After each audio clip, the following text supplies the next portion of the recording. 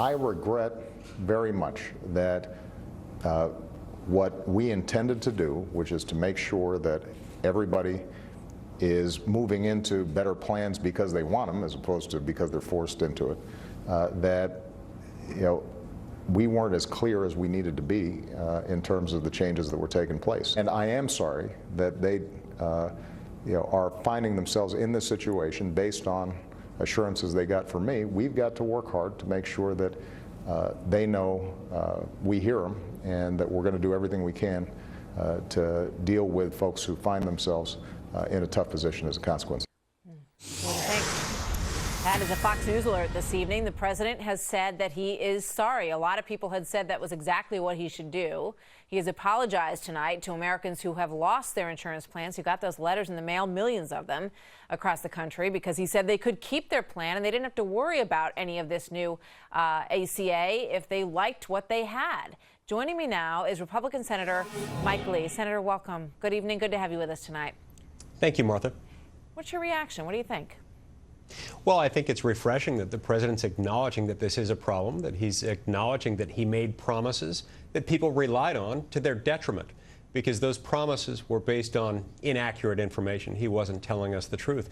It's also refreshing to hear the president say that he's going to do everything he can to take care of this problem. And so I look forward to hearing what that is. I look forward to seeing action by the president to make sure that these people who have been harmed as a result of his actions and his incorrect words, I want to know what he's going to do. Your colleagues, Senator Manchin and Senator Kirk, have put forward legislation that would have a delay for the individual mandate, like the employers got, for 1 year. Are you behind that? Well, you know, I'm for anything that will ease the pain that Americans are incurring as a result of the Affordable Care Act. I think we have to look at each of these proposals as they come forward and study them closely to make sure that we're not doing something that's going to actually make things worse. I saw a study that was just released today by a group of actuaries who, having looked at this, have said you could cause a whole lot of additional problems if you just suspended the individual mandate and left everything else intact.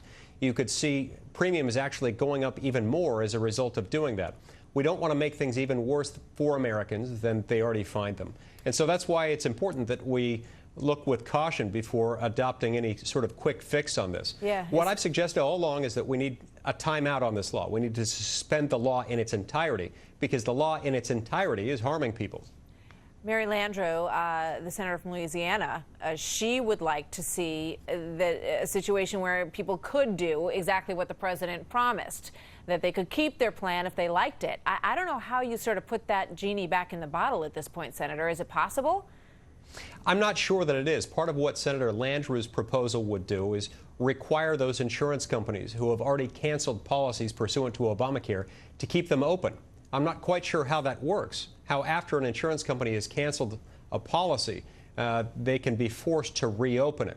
It's also my understanding that Senator Landrieu's proposal would affect only a tiny percentage of all health plans out there, leaving most Americans still flailing under this unsustainable law that has caused so many people to lose their jobs and other people to lose their health coverage.